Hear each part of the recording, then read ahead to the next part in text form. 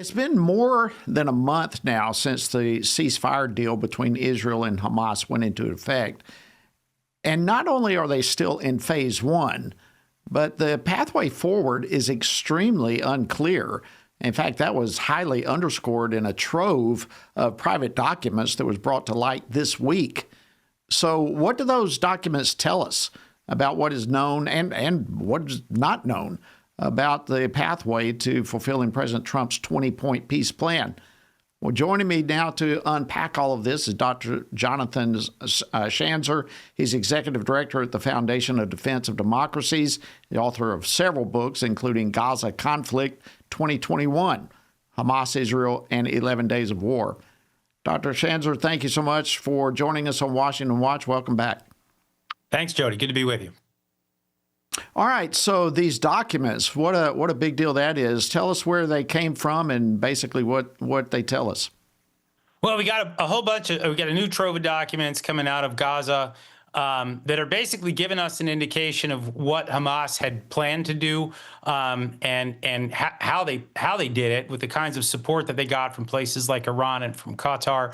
And at the end of the day, I don't think any of it is particularly surprising, but it does give us a sense of that we're really just probably not moving in the right direction with this terror group. And of course, we know that they've gotten significant support from countries like Qatar and Turkey. And these are, of course, some of the same countries that are placing a stake, if you will, in the future of Gaza. That's something that's worrying a lot of analysts right now in the region, worrying the Israelis as well.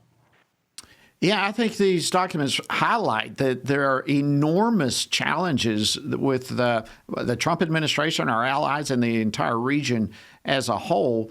So let me ask you this. While everyone, I think, at least most of us, we've been wondering how in the world do we move to phase two, what has Hamas been up to while everyone's been trying to figure out how do we go from phase one to phase two? What has Hamas been doing?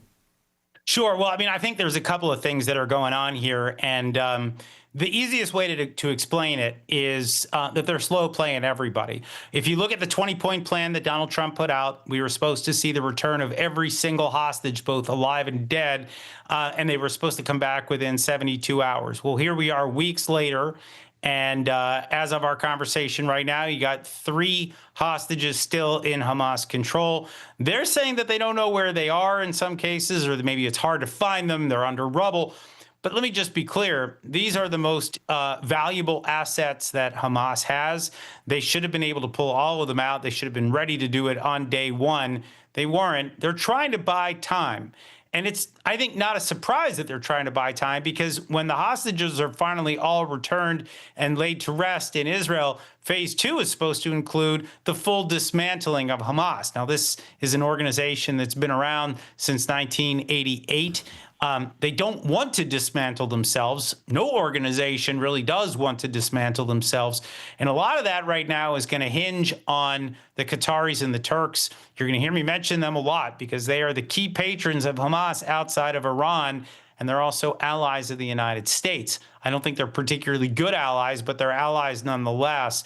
So it looks like right now these two countries are trying to keep Hamas on life support. In the meantime, the last wrinkle here is that Hamas is pinned down in 47% of the Gaza Strip. In other words, they had the entire strip under their control back in on October 6th of 2023. After the war that began on October 7th, the Israelis began pushing back on the territory that they controlled. Right now, it's an enclave that's roughly half the Gaza Strip. They're pinned down against the Mediterranean. And I got to say, if they don't dismantle, there are open questions about whether the Israelis are going to want to let Gaza go back to whatever normal was. They might try to keep Hamas pinned down, keep a population pinned down there. That won't be popular with the French or the Brits or the Spaniards or the other Europeans that have been attacking Israel and calling for that two-state solution. But from Israel's perspective, it may be the smartest thing they could do is to keep them inside the so-called yellow line. That's that area inside that 47%. That may be where we end up. Wow, very interesting. So what's your thoughts as we move into that next phase? What may happen next, or perhaps even what should happen next, do you think?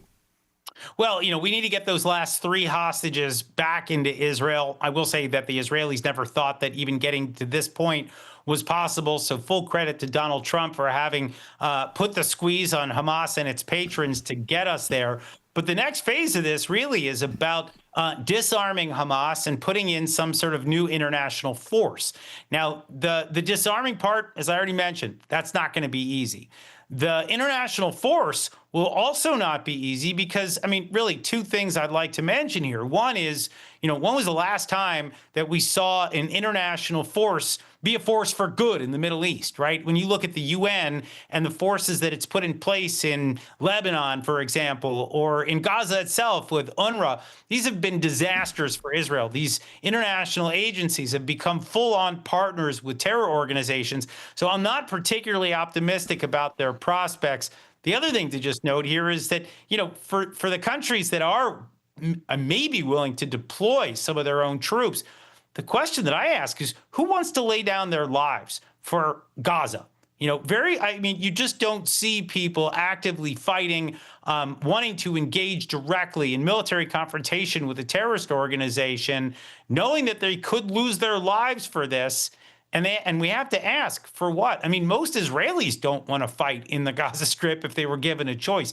Why would, I don't know, Indonesians or Emiratis want to do that? So I think there are a lot of open questions here right now. All of them hinge on whether Hamas dismantles itself. And again, that's not something that they want to do. So I think some high drama heading into phase two, assuming we get there. Wow, excellent points that you bring up. All right, we've only got about 30 seconds or so, but I know Israel today they're seeking for a 20-year security agreement with the U.S. Good idea? Do you think that's going to happen?